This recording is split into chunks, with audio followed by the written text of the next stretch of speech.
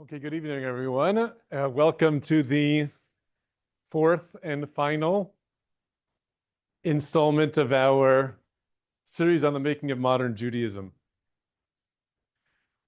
First, just an apology. Something happened as I was playing tennis a few minutes ago, so I'm a little bit less mobile than I normally am, but should be able to make it through just fine.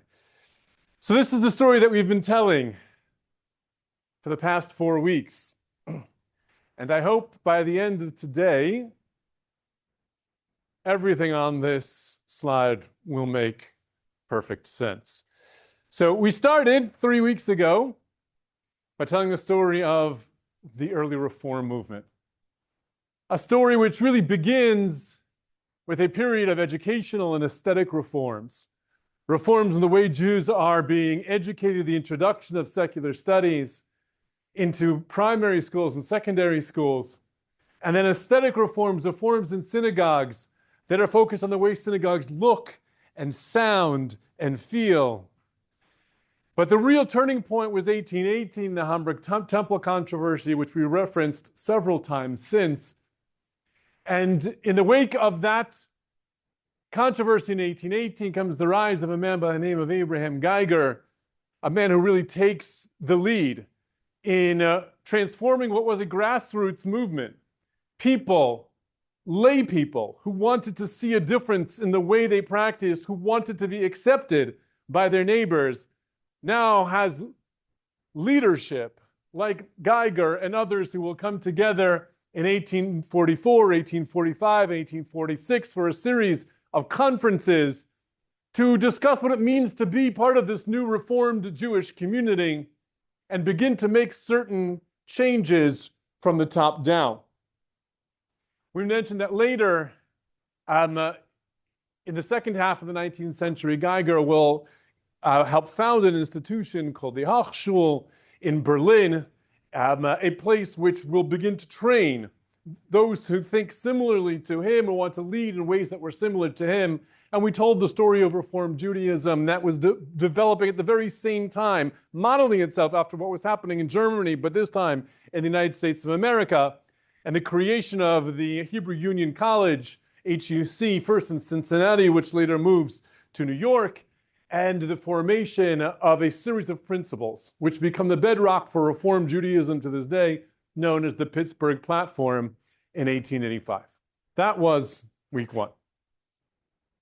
Week two, we noted that immediately following or during the Hamburg Temple controversy, we see a reaction from those who were in the traditional Jewish camp, the leadership of traditional Jewry.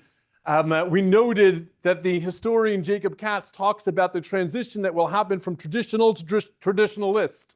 What happens when now I'm doing things the way I always did them, but I'm doing them now because others are not doing them. I'm defining myself against an other. That makes me something fundamentally different than I was when I was simply doing it because we've always done it that way. Well, Moshe Sofer, the Chassam Sofer, emerges as the leader of this camp that does battle with the reformers, trying to prove that what they were doing, the changes they were making, were against basics of Jewish law and Jewish practice. And although he is the spokesperson for this camp for the next 20 years or so, we noted that the real emergence of what we would call Ultra-Orthodoxy happens in the 1860s when a group of the Chassam Sofer students or students of his students who have moved from the western parts of the Austro-Hungarian Empire into the eastern parts, the Carpathian Mountains, will come together and issue this psak din, a series of 12 bullet points, pretty extreme in their nature, outlawing and prohibiting a whole set of practices that were associated with these newer congregations. We did note, though, at the end of that lecture that the timing seemed to be off, that the 1860s, the Reform movement was well past the kinds of things that were being talked about in the Psak Din of Michalavsha. And so we suggested that, in fact, the better way to understand the development of ultra-Orthodoxy is not as a response to the Reform movement, but as a response to neo-Orthodoxy. It's something which was happening at the very same time also in the German lands. And so Last time we told the story of the emergence of Neo-Orthodoxy, and we framed this story around a man by the name of Samson Raphael Hirsch and his legacy. We noted that his legacy really is subject to quite a bit of debate today. Today there are, in fact, two different institutions, both just a couple of blocks away from each other in northern Manhattan, that claim to be successors and heirs to the legacy of Rabbi Samson Raphael Hirsch. We have the Breuers community, which are literally his descendants, and the transplanted German Orthodox community. And we have Yeshiva University, which today is seen as the flagship of something we call no longer Neo-Orthodoxy, but Modern Orthodoxy. And so last time we told the story a little bit more complex, right, than some make it out to be. That where Rav Hirsch actually would be today, unclear. Right? He certainly was what we would call a modern rabbi, somebody well versed in the world of secular learning, somebody who dressed in the dress of Western European clergy, somebody who gave sermons in German, was a talented orator and writer. But we said that probably to best understand Rabbi Hirsch, you have to understand his motto of Torah im, remember Torah im, derech eretz, right? That the innovation there was not so much the derech eretz, but the Torah. Right? He was coming to a world, by the time he moves back to in the 1850s into Frankfurt, a German traditional world that had already embraced much of the Western world, that were already being educated, they were already going to university. The innovation of Rav Hirsch was that you could be that, and you could continue to be a traditional Jew. You could have Torah with some of your derech eretz. And we also noted that the second half of Rav Hirsch's career is dedicated almost exclusively to a battle for Austritt, a battle for secession, to be able to pull the Orthodox community away from the Reform community. Why? Does anybody remember? First, it was largely a financial battle. A community that was now, the Reform-minded community had become the majority in most places in Germany at that point, and they controlled all of the community institutions. And so if the new Orthodox community, the minority community, wanted to have their own synagogue and their own butcher and their own mikvah so that it would be up to the standards that they were looking for, they have to pay separately for that on top of the taxes they were already paying to their community. And they felt like they were being doubly taxed. So the first fight was to allow the community, this Orthodox community, to break away, to become its own thing independent of the regular Jewish community so that its members did not have to pay their taxes twice. But we noted that at the end, after the unification of Germany under Otto von Bismarck, and the law of secession is passed, which actually allows religious groups to break away from one another and start their own church, the Jewish community was still left with a problem because that law said you could break away as long as you renounced the religion from which you were breaking. So if I were a Protestant church breaking away from the Catholic Church, I needed to renounce Catholicism, and then I could go and start my Protestant church. But that was a problem for these small Orthodox Jewish communities because there was no recognition of Orthodox Judaism as a different religion than Reform Judaism. It was all Judaism. And no Orthodox Jew was willing to stand up and say, I renounce my Judaism in order to start an Orthodox synagogue. And so that becomes the next fight of Rav Hirsch. And so he is, much of his career, it is spent on introducing Torah, bringing people back to Judaism, and trying to distance himself from the Reform movement, which ultimately leads to a legacy today of seeing Rav Hirsch in some circles as somebody who wasn't necessarily terribly open-minded, who wasn't necessarily trying to introduce the Torah world to Shakespeare and Virgil and Tasso. Right? He would rather, this was somebody who was looking to break away from the rest of the Jewish community, looking to defend Judaism and Torah Judaism. But there were others, and we mentioned Rabbi Yisrael Hildesheimer in particular, right, who starts his own training institute for modern rabbis that does intentionally introduce secular studies that requires a university degree along with a rabbinical degree. And so there is much that is happening outside the world of Samson Raphael Hirsch that ultimately leads to what we call today modern orthodoxy, and that will influence people like Rabbi Joseph B. Soloveitchik, who comes from Poland to Berlin in the middle of the 20th century, is introduced to this world of a modern Judaism and is really the ideological father of what emerges over the course of the 20th century in Yeshiva University. That was last time. We ended, though, by saying that the truth of the matter is that these two institutions were not the only influential Jewish institutions in northern Manhattan over the course of the 20th century, but there was a third.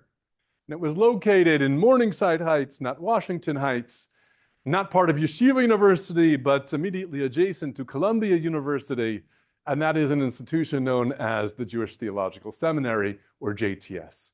JTS is to this day considered to be the flagship institution of conservative Judaism. So what Yeshiva University is to modern Orthodoxy, the Jewish Theological Seminary is to conservative Judaism. To understand who they are, right, how they came to be, and what it means to be a conservative Jew, we have to take a big step back, the same place we started all three of our other lectures. So it shouldn't shock you that this story begins just about 1818, 1819 in Germany. But what happens here is a little bit different than what happened with our other three stories. And so to really understand that, we actually have to jump back into the political and cultural revolution that was happening in Europe at this time. So, as a reminder, this is a map of Europe in 1812, 1811, 1812. The red boundaries that you see indicate all of the areas under control or allied with Napoleon. Napoleon conquers basically all of Western Europe, or allies it to him. And the significance of that is what? What does he bring with him as he marches through Europe? Enlightenment, right? He sees himself as this great enlightened absolutist. His mission is to bring the French Revolution, the ideals of the French Revolution, to all of humanity. And so with each successive step he takes, he brings these enlightened principles of reason, of science, of freedom, of rights to every place he goes, which does what for the Jews? Yeah, it brings them equal rights, right? It brings them emancipation for the very first time in Western Europe. However, this doesn't last, right? He is unsuccessful in his attempt to invade Russia. He is ultimately forced all the way back to Paris and then into exile. So what happens post-Napoleon? If Napoleon stood for Enlightenment ideals, and there is a very strong universal characteristic of this culture, that is, everybody, the entire world, everybody can be a citizen of this sort of universal enlightened republic. That's the vision of Napoleon. But when he's forced back, something rises in its place. If you lived in Prussia, or Saxony, or Bohemia, or Bavaria, or Hanover, you now, with the retreat of Napoleon, no longer want to see yourself necessarily as part of this sort of universal republic, right, that everybody belongs to. Now, we should note, you don't see Germany on the map, right? Germany does not exist. Germany, there is a series of German-speaking states. These, prior to Napoleon, were known as the Holy Roman Empire, right? One of the great trivia pieces about the Holy Roman Empire was that neither holy nor Roman nor an empire, right? But nonetheless, they were known as the Holy Roman Empire. Now there is a series of states, German-speaking states. So now with Napoleon gone, there is a desire to assert one's own sense of self, of identity. What does it mean to be a Saxon? What does it mean to be Bavarian? What does it mean to be Prussian? Now that the opportunity is here, each of these states begins to assert itself, right, and begin to think about these things. What does it actually mean? How do I show and how do I identify with the place that I am actually from?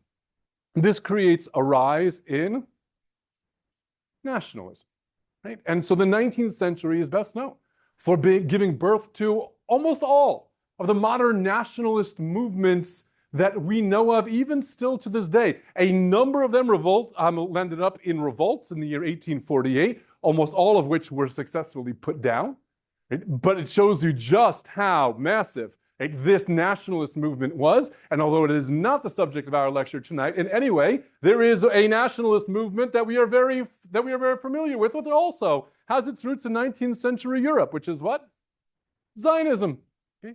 Zionism is also a product of this time and this place, very much so, which doesn't mean that it doesn't have antecedents beforehand. Of course it does, right? But Zionism as a political movement belongs and has to be seen in this very same era, a time in which everybody in Europe is now trying to assert what does it mean to be us. Good. The Enlightenment brought probably one of its most enduring contributions to the world of the intellect, to the world of study, is the scientific method.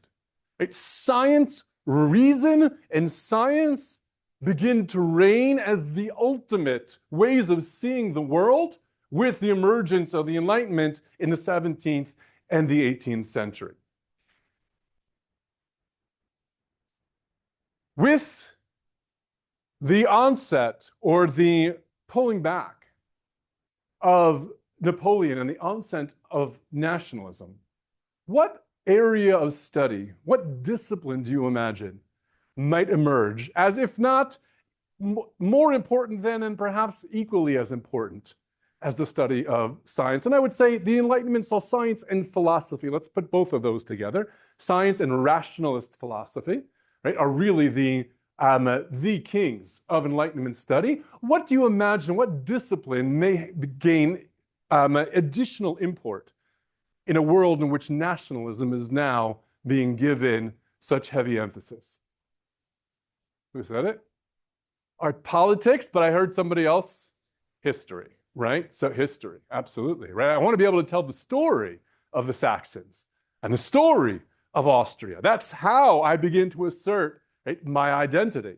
So good. So history becomes extremely important, as does the world of literature, and particularly mythology, the stories of our past, and emphasizing our great writers and what they brought to the world of ideas. And when I say mythology, I don't mean mythology in the pre-Enlightenment sense, in the sense that we're buying into myths as ways of explaining our world. I'm talking about mythology's stories of how we came to be, the stories that unite us as a people, and studying them now with a more scientific lens becomes extremely important. So this has a name. We call this Romanticism. Right? Romanticism is an intellectual movement that spans all disciplines, so that we have romanticism in literature, romanticism in art.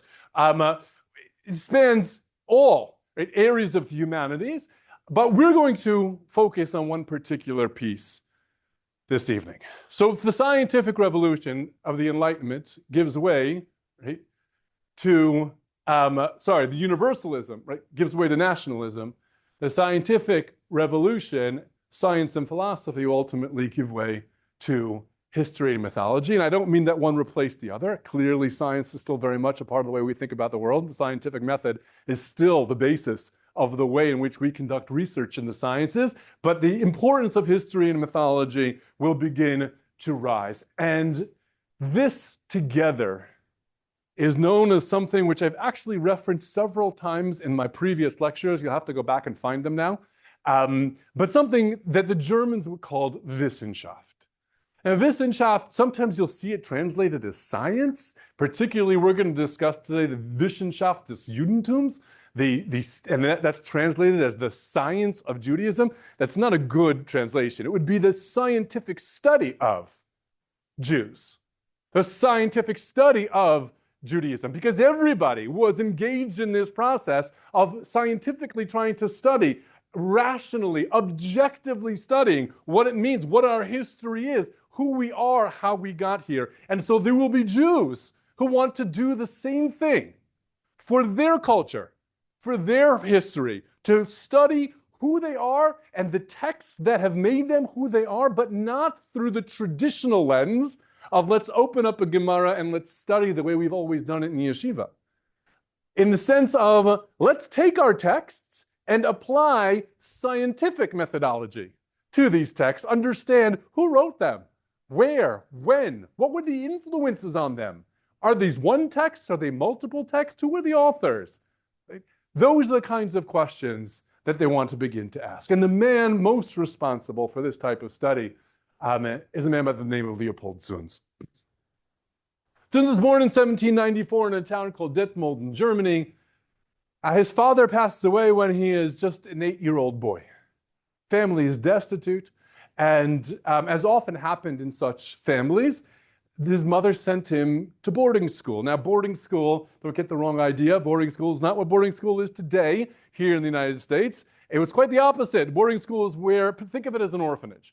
It's in a place you would send a child when you couldn't care for that child anymore. You couldn't afford to have that child at home. They were run by larger communities, would have these kinds of schools. Some of them were able to house kids as well. Some were not. They were generally called a Talmud Torah. That's where that phrase comes from. A Talmud Torah were generally the communal run schools.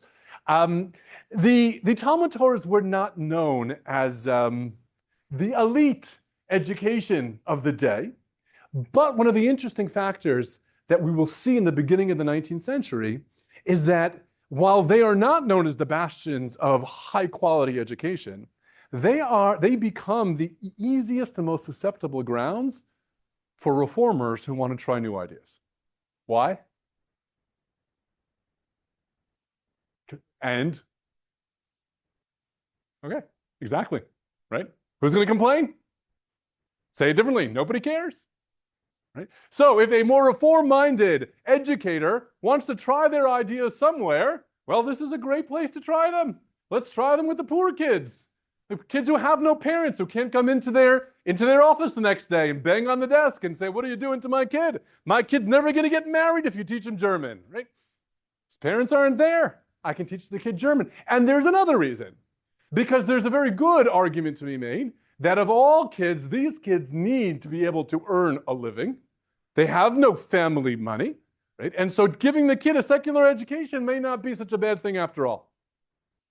And this is actually what happens with Leopold Zunz. He attends a school called the Samson School, which is a school for poor children in the city of Wolfenbüttel.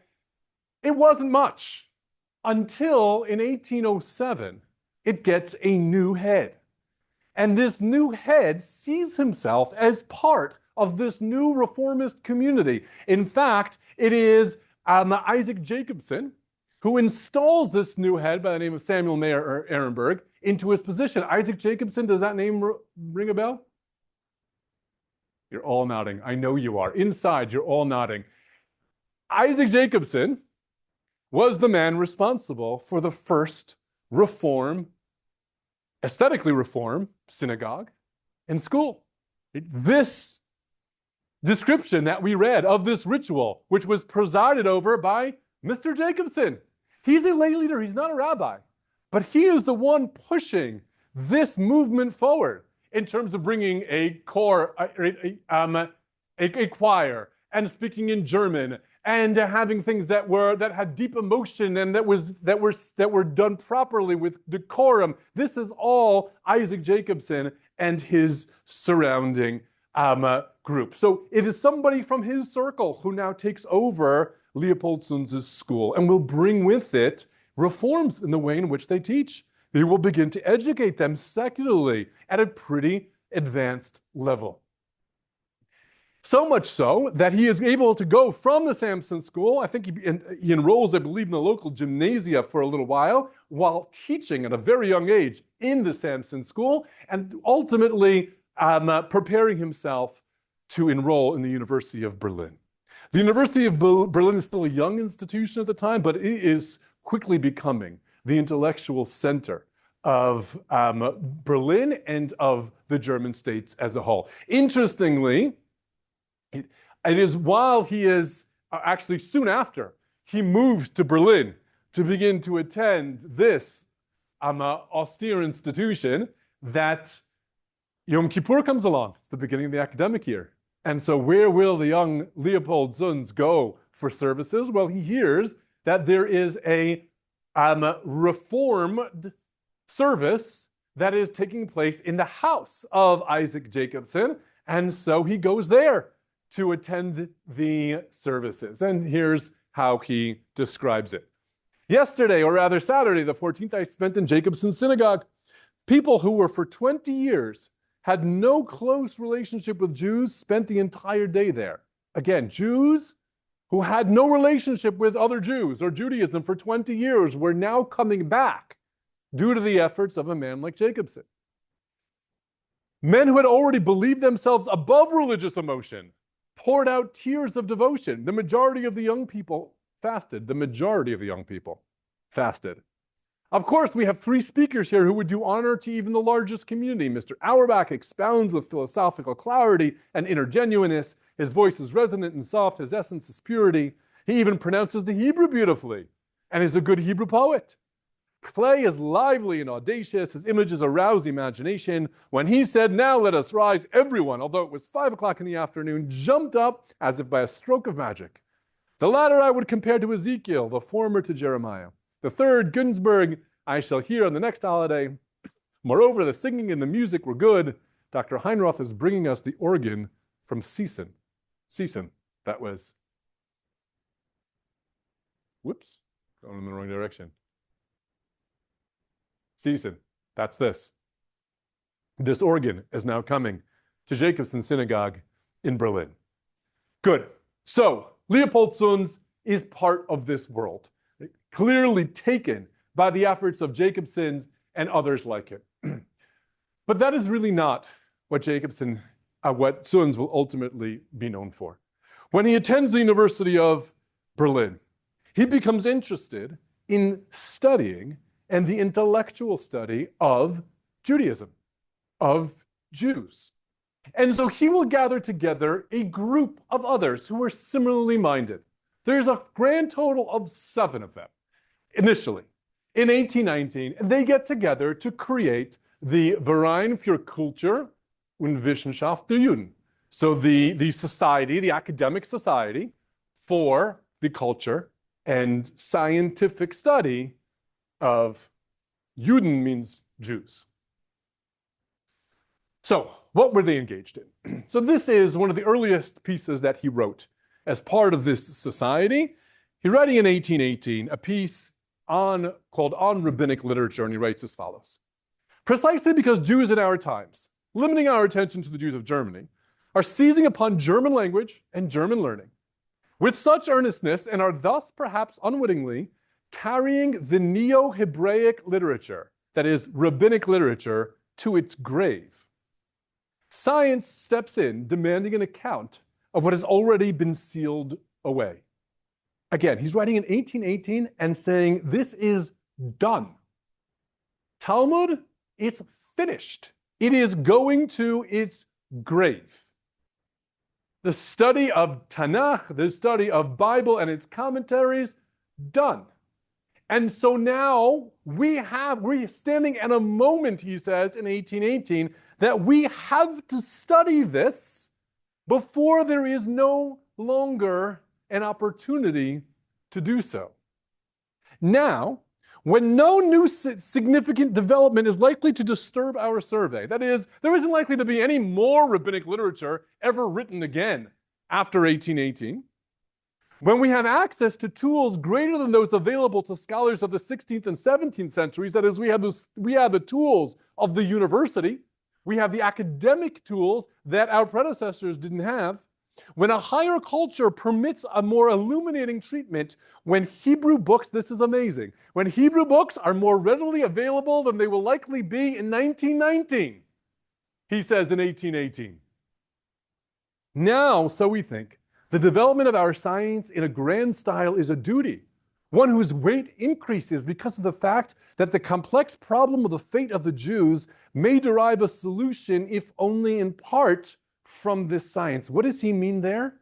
What is the complex problem of the fate of the Jews? Emancipation, exactly. Right? So this isn't, so even here you see dual incentives. Right? So he's taken by the study of this. Not only is he taken by it, but he believes that if we don't do this, that we have a duty to do this, because if nobody studies this, nobody's going to know how to study this stuff in the future. You're not going to be able to access a Talmud, right? or Rashi or Ramban or the Rambam in 1919. So we can do it now, and those of us who were brought up with the skills to do so, we're the ones who have to do so. But there's another piece of it, which is that maybe if we can bring Judaism, study it scientifically, and offer that to the world as our contribution to the intellectual universe that is emerging, then that may offer us a solution to the complex Jewish problem, right? The same kinds of things that Jacobson was struggling with and the reformers were struggling with. Maybe then we'll be accepted. Maybe then that we'll be seen as on par with them. In order to recognize and distinguish amongst the old and useful, the obsolete and harmful, the new and desirable, we must embark upon a considered study of the people and its political and moral history. So one more piece that we see already in his earliest writing, one more motivating factor was this last line. What is he saying here? And how does this fit in to the other stories that we've been telling? What else can the scientific study of Jewish texts and Jewish history tell us? Yeah. Why? How would it do that?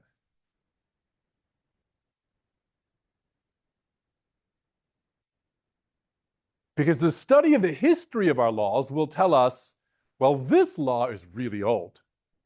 This one goes all the way back, right, to temple times or earlier to biblical time. This one, actually, no. Actually, we adopted this practice from the Christians around us. It's not Jewish in origin. Strike that one from the books. You want to figure out what to keep and what to go and what goes?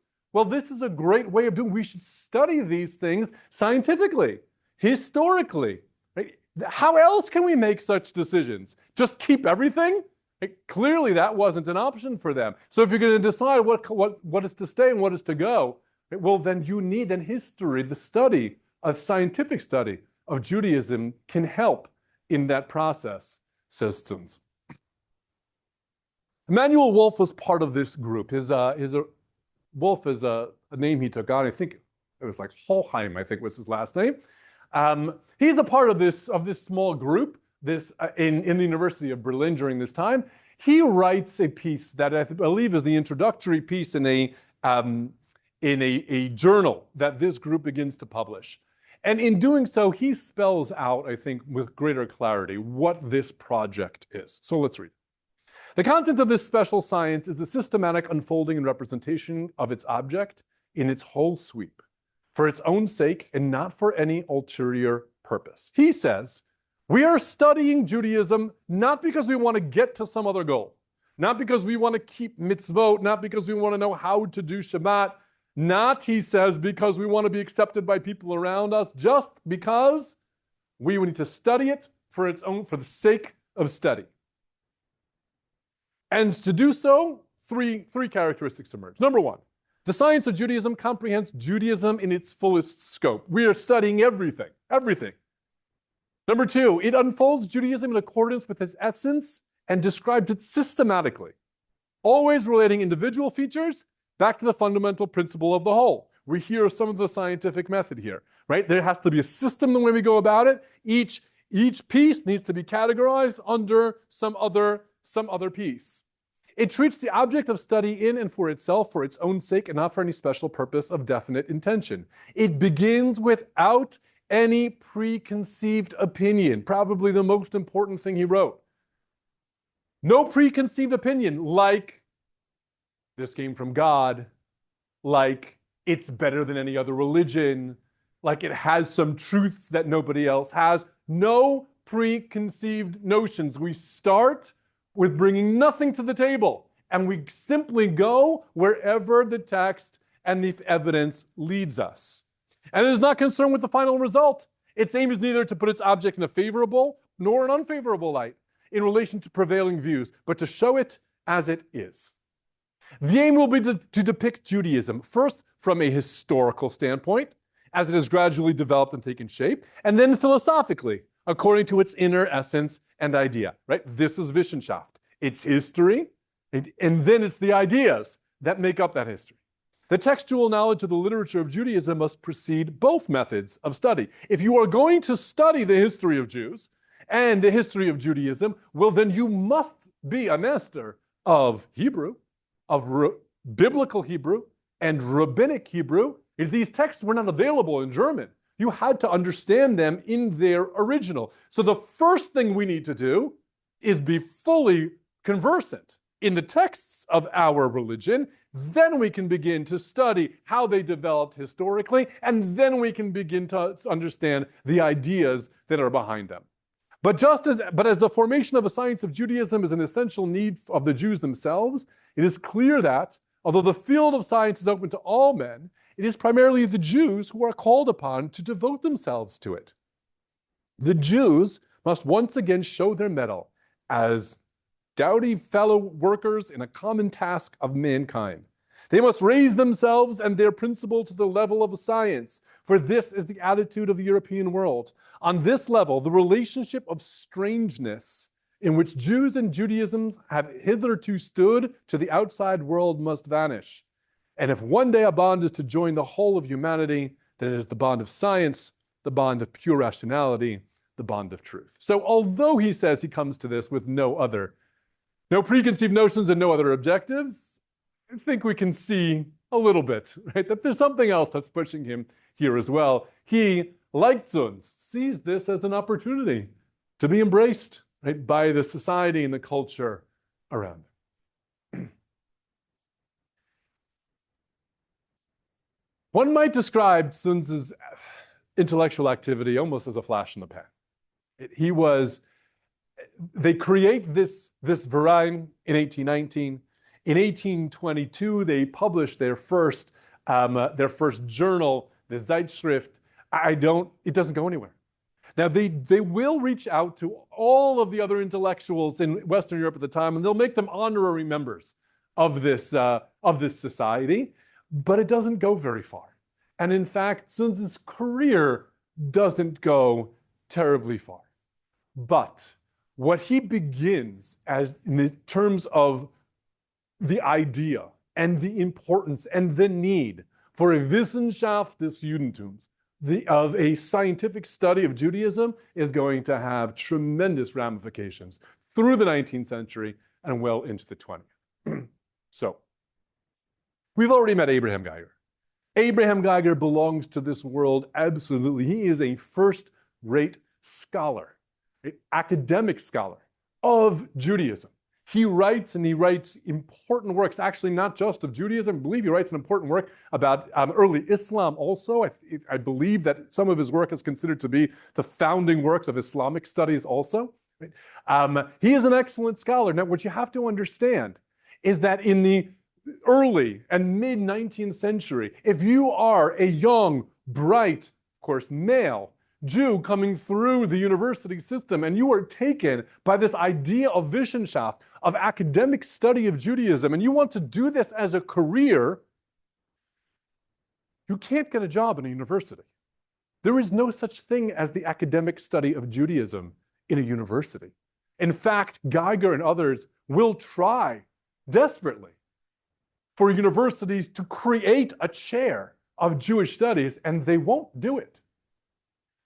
Today, those who practice Wissenschaft, or what has become a Wissenschaft, absolutely are part of Judaic studies faculty. Every major university in the United States has a department of Jewish studies where they do exactly what Zunz had set out to do. They academically look at our texts, They study them with no preconceived notions. They apply a scientific methodology to understanding their history, their ideas, how they came to be. But in the early 19th century, there was no place to do that. So if you wanted to do that, what was the only profession open to you?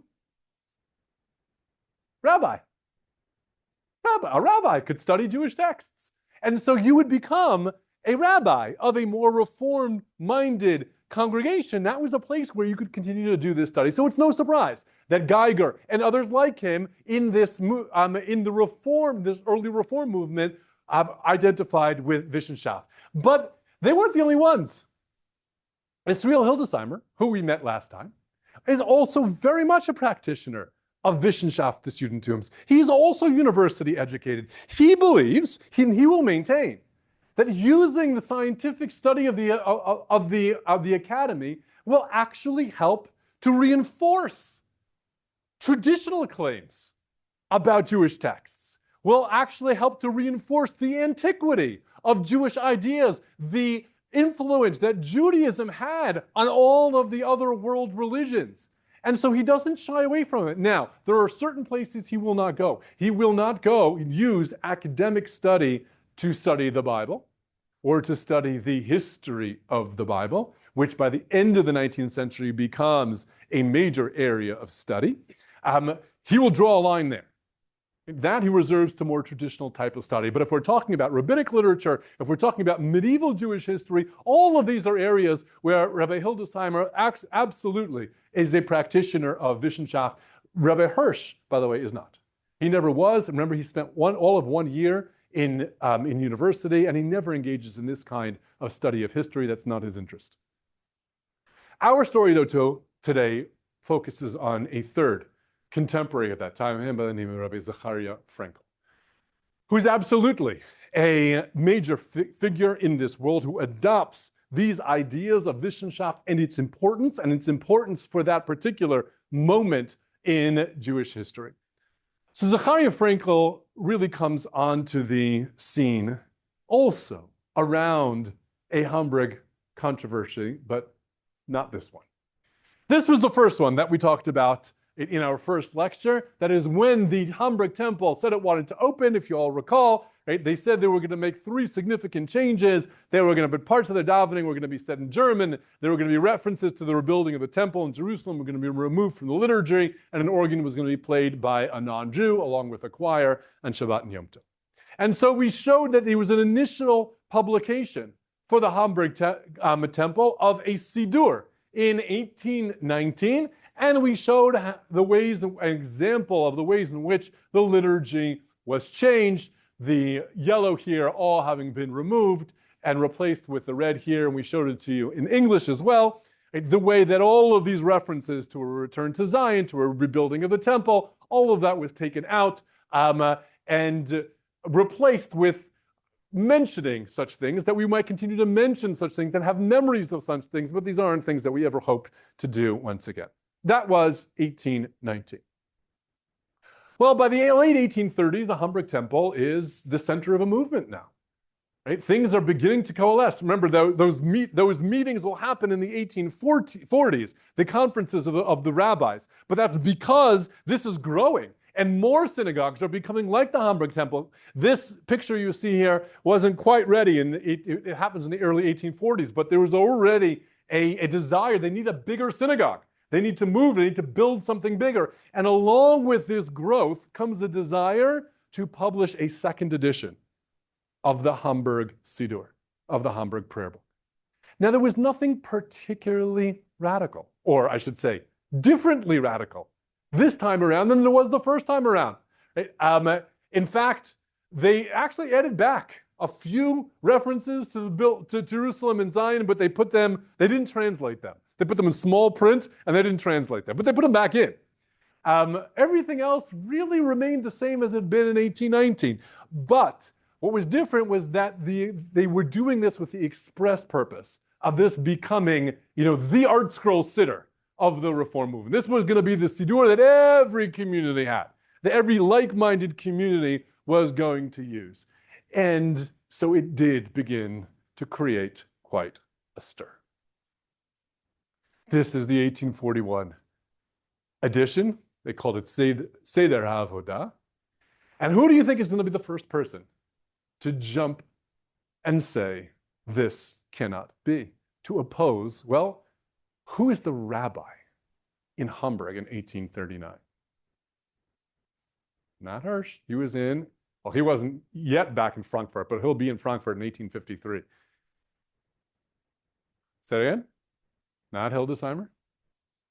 Remember, he's the one with the funny, let's go back. How did we say the Hamburg community responds to the Hamburg temple? Right? The traditional community itself, instead of pushing against, what do? They bring in a rabbi. He's got a funny title. Ah, very good. Okay. Chacham Isaac Bernays, somebody who can outreform the reformers. It's somebody who was university trained, somebody who would give sermons in German. He, in turn, is the rabbi at little Samson Raphael Hirsch's bar mitzvah. Right? He influences the young Samson Raphael Hirsch. Well, he's still the rabbi in Hamburg. And remember, he has it in his contract that he's actually supposed to allow the reformers their space. He's actually not supposed to engage with them. Well, he breaks that at this point. I think he figures he's got enough seniority at this point in 1839 that he's not going to get in trouble. He pronounces a ban on anybody who uses this synagogue. Sorry, this siddur in their synagogue. He says it does not comport with halachic standards. This is not considered an authoritative siddur, and therefore nobody is allowed to use it. One isn't allowed to touch it. One should not adopt it in their synagogue. Abraham Geiger comes out and says, absolutely. And not only that, but why did you stop there? What are you putting those things back in for? And there's more that you should have taken out. So he supports it, but says they didn't go far enough. Now there's a third person who emerges in this controversy, and that is Zechariah Frankel. And he will take the fascinating position in which he refutes the ban, says it is not true that this is halachically not allowed. He will show why halachically there is grounds for everything that the Hamburg Siddur does, and yet he says, don't use it. Why? Because it doesn't reflect the will of the people. This is not what the Jewish people, Am Yisrael, wants. We've been praying a certain way for a very, very long time. Because a few university-trained rabbis want to do it this way, that's not a reason to change the siddur, which has been with us for a long, long time. We begin to see the emergence of a third position. Somebody who's going to find himself in between these two different poles. Well, this becomes even clearer in the aftermath of the conferences of 1840. So remember, when these conferences are called, there is no reform movement. There's no such thing. There are synagogues, and the synagogues that have adopted at different levels, different types of aesthetic reforms. And so who do you call to this conference? How do you know if so-and-so rabbi is a card-carrying member of the reform movement? There's no such thing. So who do you invite? You invite anybody you think might be interested. And some will say yes, and some will say no. And some will deliberate back and forth, not sure if they really should come to such a thing. Should they not? What would their congregants think? And so Zechariah Frankel belongs to that camp. He's unsure. He's invited to attend. He's unsure if he should. And he does go to the first one. And he comes to the second one as well. But things don't go terribly well for him in the second one. Believe it or not, of all of these things that they adopted at the conferences in 1845, the one that most threw Zechariah Frankel for a loop was that one. He could not believe that these rabbis were going to be so quick to get rid of Hebrew in the service. That to him was unconscionable. That to him spelled, or he could see, the results of that the spiraling effects of that would be perhaps what Zunz had said in 1818 that there would be fewer Hebrew books available in 1819 than there were in 1818. Right? What is a Judaism without Hebrew? And so he leaves. He leaves the conference in 1845, and this is the minutes of what he had to say before he did. So Frankel takes the floor. The speaker now explains his principles. He stands for a positive historical Judaism. This approach posits that in order to understand Judaism in the present, one must look back and investigate its past. Wissenschaft. One must understand the history of Judaism. The positive forms of Judaism are deeply rooted within its innermost being and must not be discarded coldly and heartlessly. Right? This is the argument that studying history not only tells you what you can change, but tells you what you can't. Tells you what parts are deeply rooted and have been part of the fabric of Jewish life for centuries. Where would we be if we were to tear apart our inner life and let a new life spring forth from our head, as Minerva sprang forth from the head of Jupiter? Interesting to hear rabbis, right, using such terminology. We cannot return to the letter of Scripture. The gap between it and us is too wide to be bridged. Even a new exegesis of the Bible is subject to changing phases of scholarship and could not serve as a foundation of a firm edifice. Should we allow any influence on the zeitgeist, on the spirit of the time? But the zeitgeist is as fickle as the times. That is, the fads, the ways in which we're thinking today may be gone, and we'll have new ways of thinking tomorrow. So should we rewrite all of Judaism based on the fads, the intellectual currents of today? Well, then what happens tomorrow? We rewrite it again? Frankel wants to know. Besides, it is cold. It may seem reasonable, but it will never satisfy, console, and calm the soul. Judaism, on the other hand, always inspires and fills the soul with bliss. If you're changing because this is what European culture is doing today, he said that's never going to give you the kind of inner satisfaction that Judaism can give. It's cold. It doesn't fill you up. The reform of Judaism, moreover, is not a reform of faith, but one of religious commandments. These still live within the people and exert their influence. We are not called upon to weaken, but rather to strengthen this influence. We must not consider the individuals who do not abide by them. We are not a party and must therefore take care of the whole. That is, our ideas of Judaism should not be determined by the fact that there is a group who are no longer abiding by Jewish law and ritual. That can't be the way we determine the future of Judaism as a whole. Now it is necessary to conserve the things which are truly sacred to the entire people, to prevent any schism in Israel. Rather than creating new parties, we must make peace between the existing ones. He sees a reform movement that is moving way too fast, that is not giving proper deference to the past, to what is old and sacred, right? And that which warms the heart of Judaism. He feels and he sees a community that is about to break apart from traditional Judaism. And what he wants to do is he wants to conserve Judaism. He wants to keep it together. And so he will distance himself from Geiger and others like him. Why is the conservative movement today called conservative? It is conservative in relation to reform. Right? It is conservative. It is a breakaway from the reform movement that seeks to conserve far more. It won't be that much later, though, that Zecharia Frankel will begin to lay out a vision for a third way, and we'll begin to talk and recognize that what he's suggesting is something a little different than either of the other two parties is suggesting.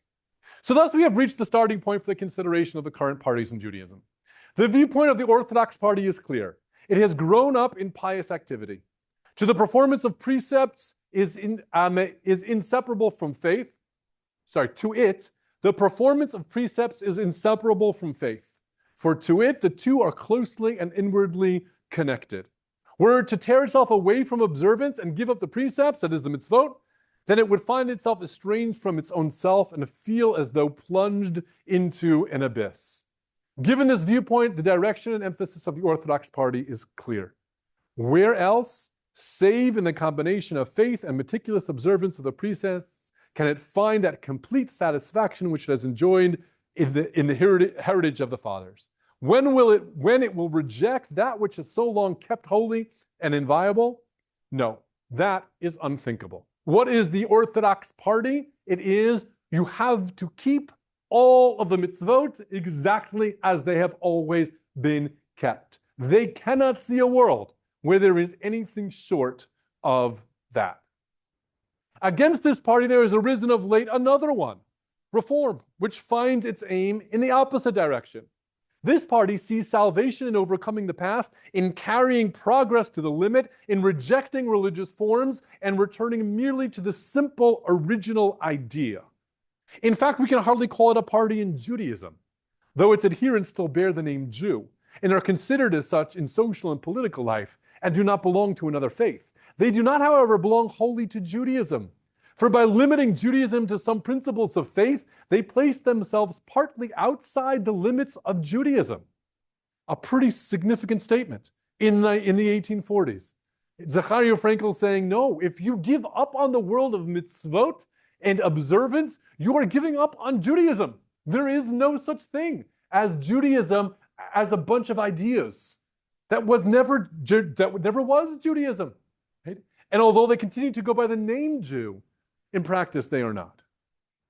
We will now turn to a third party, which has arisen from the first party and not only stands within the bounds of Judaism, but is also filled with real zeal for its preservation and endeavors to hand it over to the descendants and make it the common good of all times. So already by 1845, Zachariah Frankel sees himself as part of a steering committee, so to speak, of a new third party that is not willing to give up on the mitzvot, but that also understands that in order to preserve this for future generations, certain accommodations need to be made.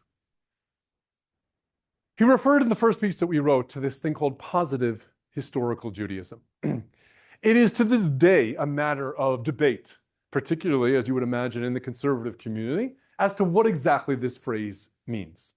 The second piece we understand. From its very outset, this movement, this third party, embraced the idea of Wissenschaft. We are going to study. Part of being part of this community is to study academically, scientifically, the history of Judaism. That we got. But what does positive mean? Do you want to take a guess? What is positive historical Judaism? And how would it describe this third party as opposed to either of the other two? What would it have to do with the word positive? Say it again. So we're not rejecting something else. So what's positive? Adding? Say it again. Liked, meaning what people like. Okay. So positive can mean, right? Positive can obviously mean good, right? So one way of reading this is positive historical Judaism, meaning we see historical Judaism as a good thing, right? Or we use the study of history to promote, right, Judaism, right, or the good parts of Judaism, perhaps. But positive, are there any lawyers in the room? There are some lawyers in the room. Positive actually has another connotation, which are things that, which are laws that are posited. It actually has a legal connotation as well, which could mean that this means legal historical Judaism, meaning we understand and embrace the scientific study of Judaism, but we also see and do not sever our ties to the legal and binding nature of Judaism. It is both positive, meaning there is a legal component to it, and it is historical. But unlike the Orthodox, who just keep everything, and aren't interested in where things came from and when they developed, or perhaps what could be changed, they see his history as an important part of this story. And if it wasn't always this way, then perhaps it offers us more opportunity to change it under the current circumstances. The combination of positive and historical Judaism, again, still to this day, a bit of a debate exactly as to what Zecharia Frankel meant. Where things really begin to divide. So let's get this clear. Zecharia Frankel clearly breaks away from the reform movement in the 1840s. So where is he? So he's describing this third party, but he actually never develops a movement around him. He doesn't start a synagogue that looks particularly different than any others. There aren't other rabbis who are really following in his particular way of seeing the world. And so for all intents and purposes, he's not much different than the Orthodox, the traditional communities in Germany. Until 1859. In 1859, Zecharia Frankel writes his magnum opus, this work called Darkei HaMishnah. Darkei HaMishnah means the ways of the Mishnah. What do you think he's describing here, given what we know about his background? What do you think this work is? It's Wissenschaft, yes. Okay, this is a historical analysis of the Mishnah. Where did it come from? How is it developed? How does it work? What are its basic principles? What are its legal theories? Who were these rabbis? Who put it together? When did it come together? Why did it come together? What were the influences of the society in which it gave work? It is a brilliant, brilliant work that can only be done by somebody who is a master of rabbinic literature and also a well-trained historian. Well, this comes out in 1859.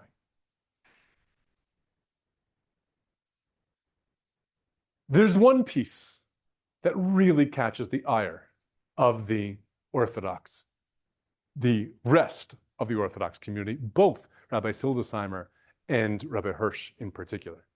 And that is a definition that he uses for this term. This term, halacha lemoshe misinai.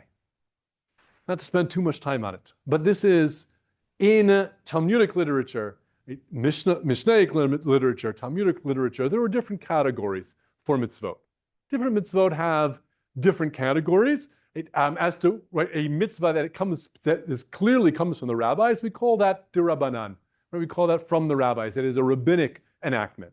Something which comes that is there in the biblical text, clear for everybody to see. We call that deoraita. It means it comes from God.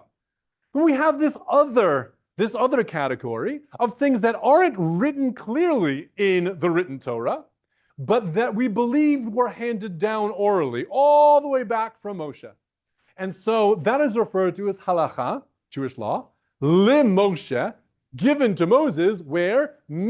Sinai, from Sinai.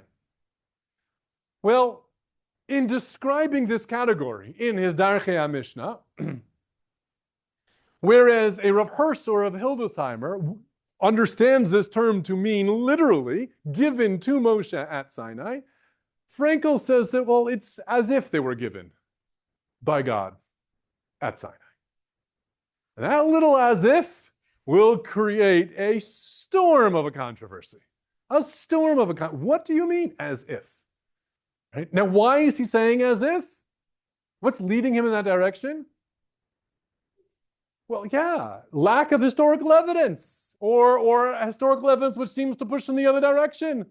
Right? So it's as old as it was given. It's as if. It's really old. It's really ancient. And from his perspective, he is promoting the value of such things because it is as if it was given from Sinai. But to the rabbinic establishment of Hildesheimer Hirsch, that is tantamount to heresy, saying that these things weren't actually given by God at Sinai. And so this will erupt in the pages of journals and will begin to push Frankel more and more out of the inner circle of traditional Jewry. So what emerges in the second half of the 19th century can almost be told as a tale of three schools, all of which will have, I'd say, not antecedents. They will have relatives, I would say, either ideological or actual, in the United States thereafter. So Zechariah Frankel really makes his mark by becoming the head of what was known as the Jewish Theological Seminary in Breslau. That is an institute that was created to create modern rabbis. Rabbis who were going to study university, who were going to be engaged in Wissenschaft, and were also going to take roles as rabbis in the German community. We've already mentioned that Geiger, who, by the way, was the rabbi in Breslau, and very much wanted to be the head of the Breslau Theological Seminary, but was not chosen because he was seen as too radical. And so he will ultimately fulfill his dream of founding, of creating and heading an academic institution when he creates the higher institute, also known as the Hochschule for Judentums, for Wissenschaft des Judentums in 1872 in Berlin. And we've also spoken about the Hildesheimer Rabbinical Seminary. Once there is a break, once the Jewish Theological Seminary headed by Zechariah Frankel is seen as too much outside of the pale of traditional Judaism, well, the Orthodox community needed to create its own institution for training young rabbis, and that is the Hildesheimer Rabbinical Seminary, created in 1873. Well, let's jump over the sea then for a minute. We've noted that the early reform movement in America needed a place to begin training rabbis, and under the direction of Isaac Mayer Wise, first in Cincinnati, and then ultimately moving over to New York, opening a campus in New York, they founded the Hebrew Union College to create American modern rabbis. Now, this was clearly aligned, though, with the Reform movement.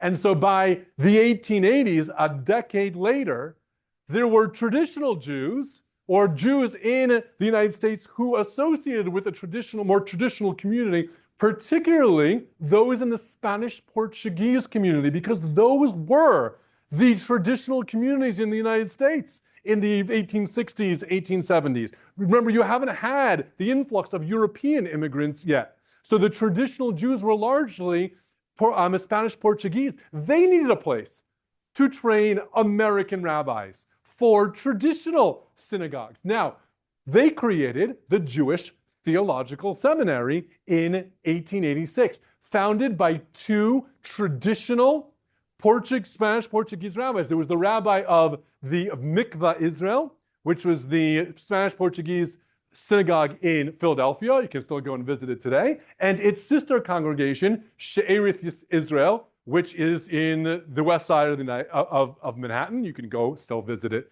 very much still today. Well, once these happened, there were those a little bit later on, right, by the 1890s, as more European immigrants begin to come to the United States, and they too want a more traditional place to be training not American-style rabbis, but European-style rabbis. They will create something called the Rabbi Isaac Elchanan Theological Seminary. Rabbi Isaac, okay, we're getting there. It's a little confusing, but yes,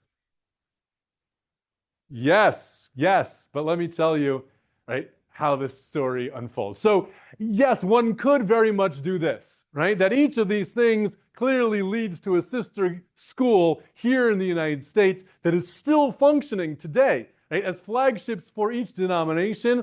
But as was correctly pointed out, this story over here is actually not as simple or as linear as these arrows may lead us to assume. So yes, it is true that the Rabbi Isaac Elchanan Theological Seminary will ultimately become, or will merge with what is known as Yeshiva University. My klaf hasmicha,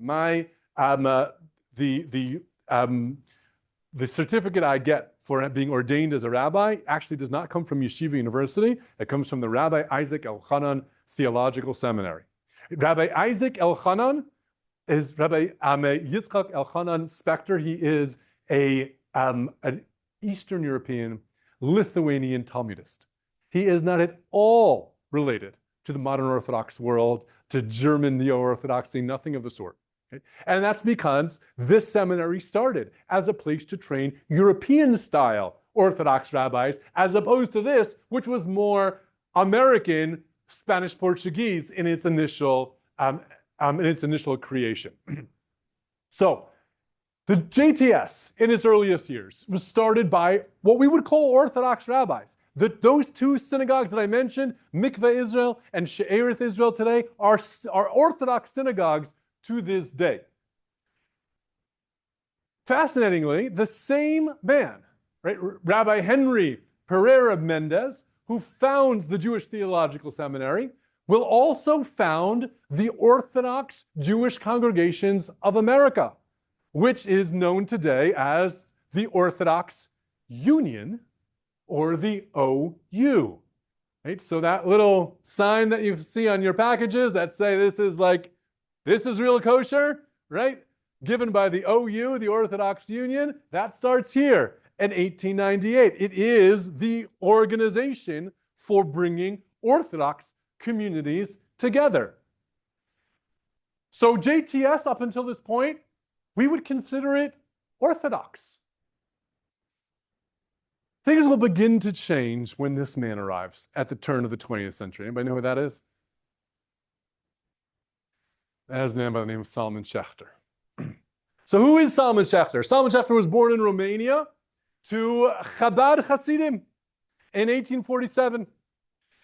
In 1879, he will enter the Hochschule, the school run by Geiger, to study Jewish studies, Wissenschaft, and he will also attend the University of Berlin. He is outstanding as a student, brings with him a tremendous amount of traditional learning as well, to the point where when a Jewish studies position opens up, now we're talking about the 1890s, when universities have just begun to create such positions. Well, a professor of Talmud position opened at Cambridge University, and who better to fill that than a man who had studied at the Higher Institute for Jewish Studies and gotten his PhD from the University of Berlin. So Solomon Schechter becomes the professor of Talmud at Cambridge.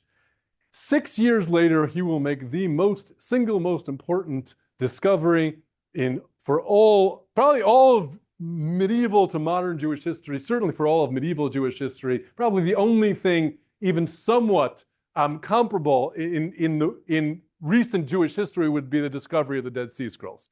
Right? What am I referring to? What did he discover? Not the Dead Sea Scrolls. Exactly. Right? The Cairo Geniza. The Cairo Geniza in 1896. To make a long story short, the Cairo Geniza was a massive room off of a synagogue in Cairo that was no longer being used, that was filled from top to bottom with texts that had been extremely well preserved. Now, why was this so amazing? Well, it was so amazing because in the Middle Ages, as we described maybe very briefly a few lectures ago, Jews would communicate with other Jews. One of the few things Jews had going with them is that they had a network and they had a language.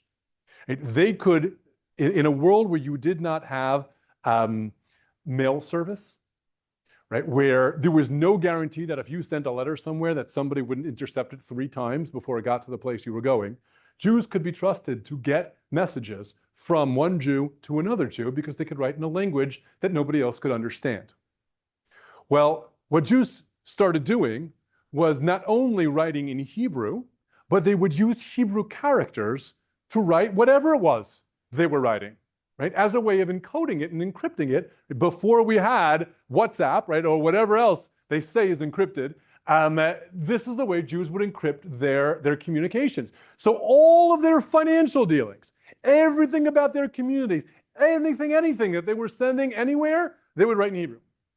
Now there's an interesting law, right, which says that texts which have God's name in them, we do not destroy.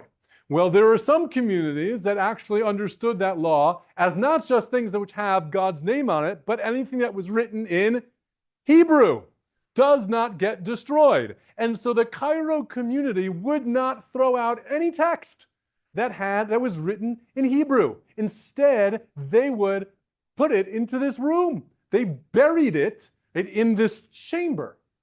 And so Solomon Schechter, working with an archaeological team, discovers this antechamber to the synagogue in Cairo, which is filled with every kind of document about Jewish life in Cairo, but not just Cairo, in any place that anybody from Cairo was in communication with in the medieval Jewish world for hundreds and hundreds of years.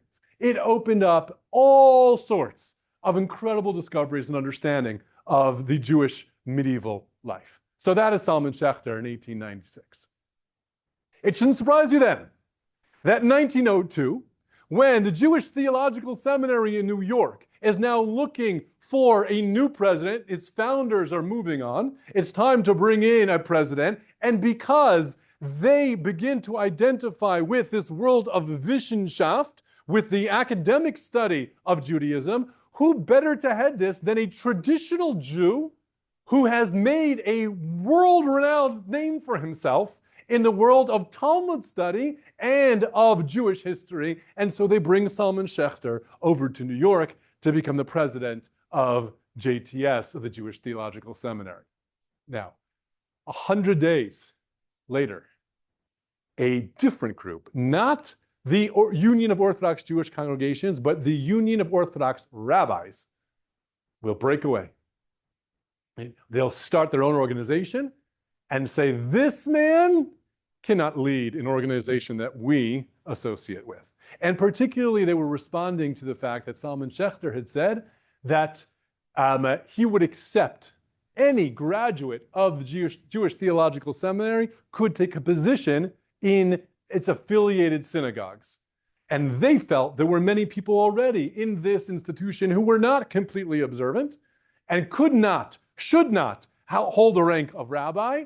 And so they begin to break away. They create something called the Orthodox Rabbis of the United States and Canada, otherwise known in Hebrew as the Agudas Harabanim, today known as the Aguda, and it continues to be, to this day, the organizing element of the ultra-Orthodox community in the United States. In 1913, he will create the United Synagogues of America. Right? He allows all alumni of JTS to be members. And when he does that, the initial founders of JTS will say, well, this is then not for us. Right? This is not what we had initially envisioned, although Solomon Schechter held on to that vision of Frankel of bringing the communities together, saw JTS as a place that would unite the American Jewish community. By 1913, it was clear that a split had emerged. And so what will happen is that the Rabbi Isaac Elchanan Seminary will, in the 1920s, merge with a high school called the Eitz Chaim High School that will ultimately want its graduates to continue on into a college. And so they will create something called Yeshiva College. And Yeshiva College is now merged with the Rabbi Isaac Elchanan Seminary. And it is now taking on these more modern rabbis who want to still associate with the Orthodox community, whereas this organization, the Aguda, has already created its own institutions, and that is how Rabbi Isaac Elchanan Seminary becomes associated with something called Yeshiva College, which ultimately becomes Yeshiva University, and then will become home to modern Orthodoxy. So what is conservative Judaism? Yes? So what was so radical, the fact that he wanted to allow all alumni of JTS to be members? Why was it? So because there were alumni of JTS who were not fully observant, right? And yet he was allowing them to become rabbis in their affiliated congregations, and that's what they objected to. Okay, so what is this conservative Judaism? I know we're going late. I'm sorry, but we're almost there. So what is this thing called conservative Judaism, which again doesn't really come into its own until the 1920s, the 1930s? Right? Until that time, JTS is still in that world straddling, right? That world between Orthodoxy and Reform. So it was characterized largely by three things: an embrace of academic Jewish studies, Wissenschaft. Number two, giving credence to the will of the people. This was a major innovation of Solomon Schechter. He called it Catholic Israel. Catholic does not mean, as in Catholicism, Catholic, the word means universal. The will of universal Israel. The will of the people holds weight in Judaism and greater flexibility in determining halacha. That is, we can begin to use sources which may have been rejected in a previous era. We can use them if they will help us to maintain fidelity to halacha today. We can use those sources. Even if they were minority source, right? They were a minority opinion back then. We can rely on that minority opinion today if it's going to help us to keep Judaism intact. So there was greater flexibility in determining halacha. They begin to create institutions. So we've talked about the Jewish Theological Institute. We've talked about the United Synagogue. That is the organization that brings their synagogues together. The United Synagogue has a youth movement called United Synagogue Youth, or USY, right? They start a series of schools. And who better to name their schools after than Solomon Schechter? So the Solomon Schechter schools are the schools of the American conservative community. Just rebranded to the Hebrew Academy? Yes, they did. Yes, they did. We're getting there almost.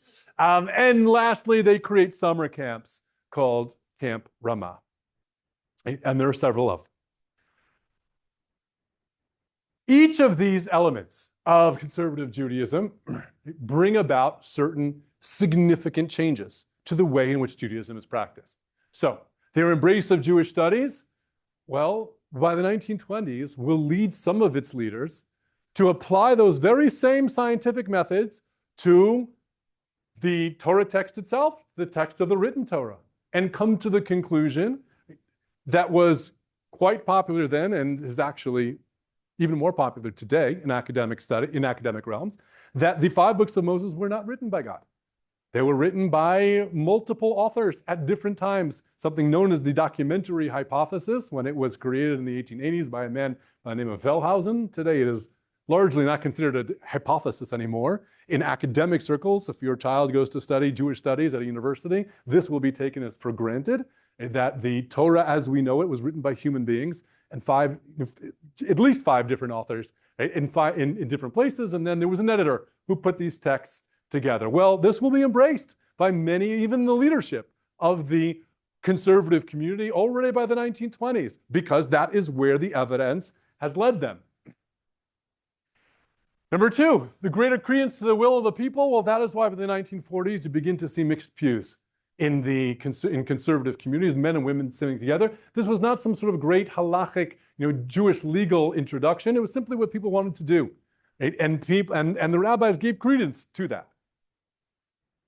The real differences become in the way in which they make certain halachic decisions, starting in the 1950s. So probably most famous, it was a decision that electricity, again, following the scientific facts, electricity is not fire.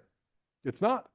And therefore, the conservative movement determines, well, then electricity is therefore permitted on Shabbat. You should know, in the Orthodox community that is debating the same issue at the same time, also comes to the decision that electricity is not fire, but determines that we cannot do it on Shabbat because it would be the undoing of Shabbat.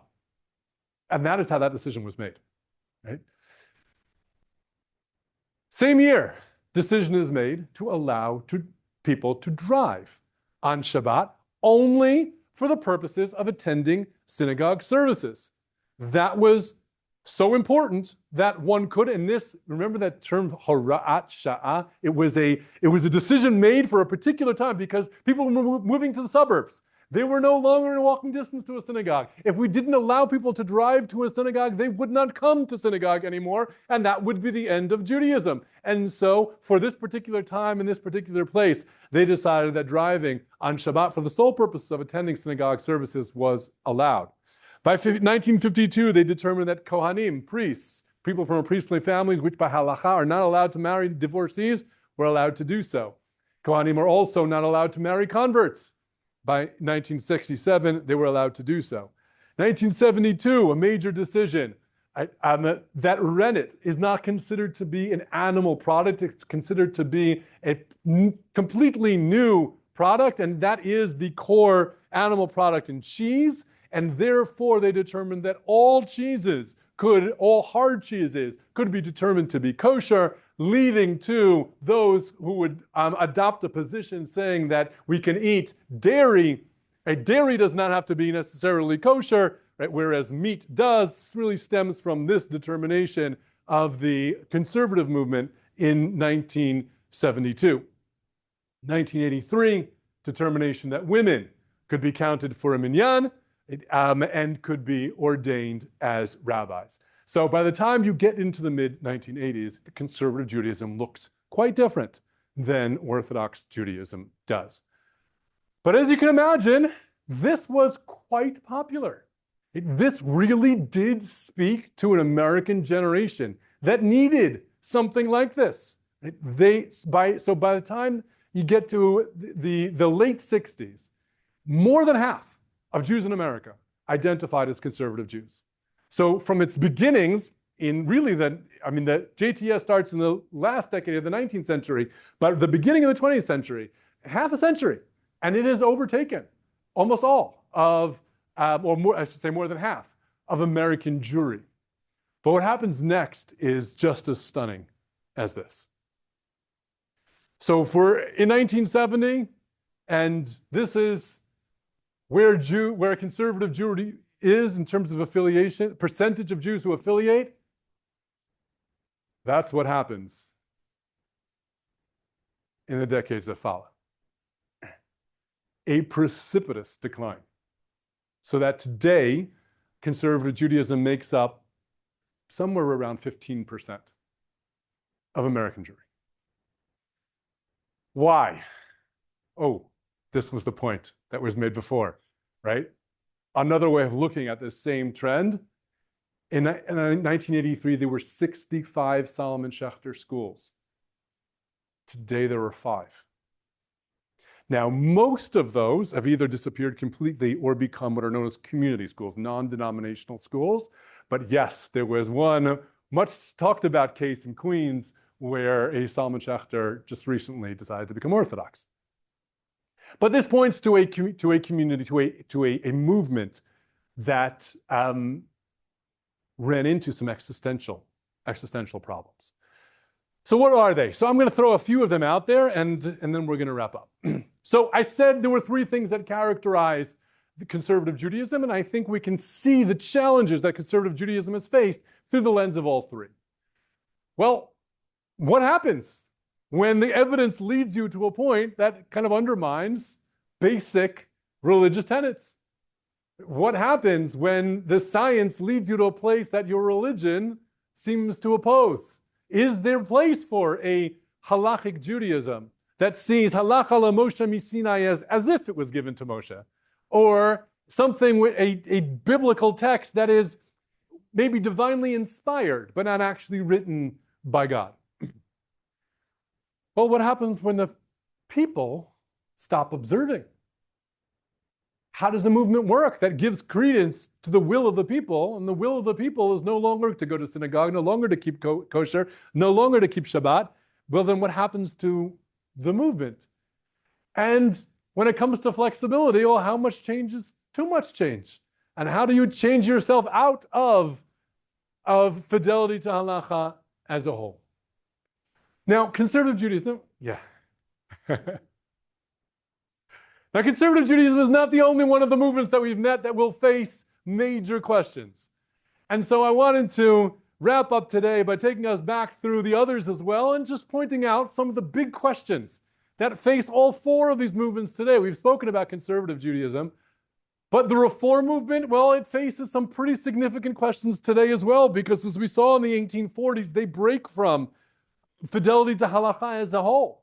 And in its place, they will adopt basic ideas of Judaism. And following the Pittsburgh Platform of 1885, it will be this idea of tikkun olam, of social justice, which becomes the heart of Reform Judaism. Well, in the last few decades, that platform of social justice has become largely aligned with a particular political movement here in the United States, which aligns itself with the progressive left, and the reform movement today is facing a major question: can it continue to exist? Right? In a progressive left, particularly a progressive left that's becoming more and more anti-Semitic, right, or anti-Jewish. In a related question, we saw that the roots of Reform Judaism are one that intentionally struck any references to a return to Zion, a return to Israel, a return to Jerusalem. Now, think over the course of the 20th century, and I want to make sure I'm clear about this, many Reform rabbis were and are very Zionist. But the movement as a whole has these anti-Zionist roots to it. It believes in promoting one's allegiance to their current country over one's allegiance to a foreign country. How will that work? Right? In a world in which Zionism is becoming the defining characteristic of the diaspora Jewish community. Conservative movement. Can it reverse, right, this precipitous decline? Is there a way back? They've been struggling for decades to try and do so. Can they increase the levels of observance? Because it seems that one led to the other, right? With a decline in observance became a decline, right, ultimately in affiliation. Can it appeal to a less intellectually inclined population? Remember, its roots, as we learned today, was in Wissenschaft, was in the academic study. It was a group that Zunz had 7 members to. And not everybody is interested in the scientific study of Judaism. If you came here tonight, you probably are. But most of our parents aren't here, right? Most people aren't, right? That's the reality. So can a movement be predicated on these kinds of intellectual ideas? Modern Orthodoxy, well, the big question about modern Orthodoxy is the same thing that happened to the conservative movement going to happen to modern Orthodoxy? Is it trying to weave a path, right, between two poles, and will it land up in a similar place? We can ask the same question about Torah umada, combining Torah and science, Torah and general studies. Are most people interested in doing those things, or are most people interested in enjoying a good life, right?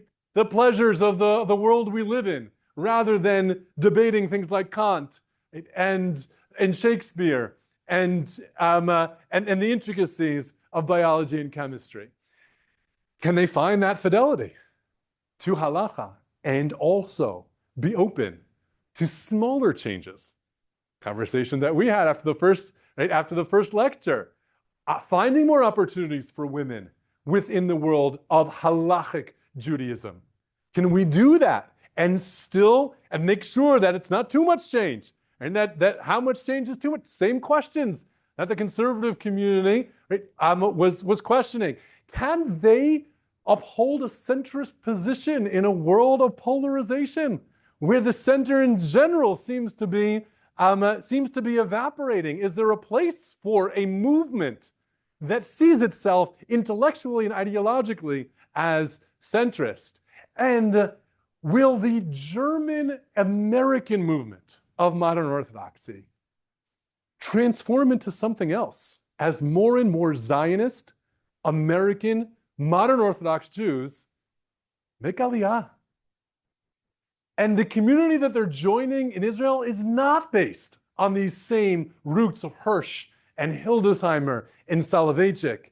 It's based in the world of Rav Kook and other ideologues who had a very different way of seeing the world. They absolutely believe that you need to work the land of Israel. You need to get out there, not just sit in the yeshiva and study, but it's working the land, it's serving in the army, it's not debating Shakespeare or Kant. That is part of their worldview. And so will this transform into something radically different as that movement begins or continues to shift overseas and back into the state of Israel? And ultra-Orthodoxy, well, we know some of the issues there. Can the American community, and to some extent even the Israeli community, can they remain isolated in a world of ubiquitous technology? Is that even possible? Right, to continue to separate themselves the way in which they had?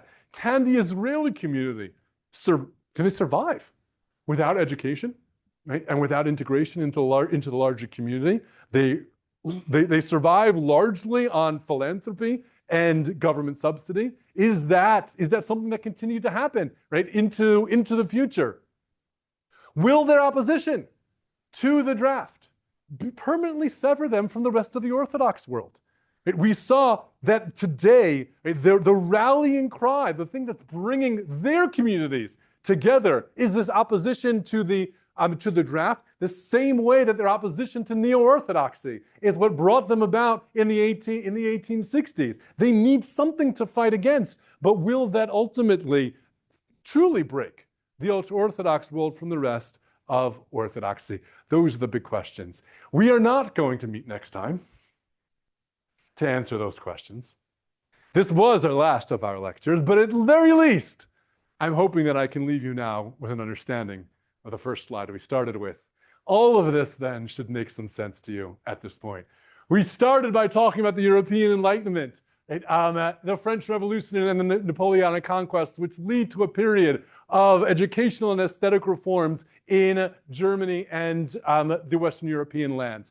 We saw the Hamburg Temple controversy, which then spurs the emergence of Rabbi Moshe Sofer in opposition to it. We saw today that at that very same time you have this young group of Jews in the University of Berlin who are beginning to be taken by this rise in nationalism, begin to study Judaism in a scientific way. We saw that the Hamburg community itself responds by being more reformed than the reformers, inviting somebody, Chacham Bernays, in to lead their congregation, while Abraham Geiger will take a position in a reform-like community and begin his immersion in the world of Wissenschaft. Samson Raphael Hirsch at the very same time is writing his early works that we said were the first works of Kiruv, of trying to bring a community back to Judaism, a community which already by the 1830s, which already in the time of Tzunz we saw in the 1820s, was a community that was ready to put the Talmud in its grave, right? That thought Judaism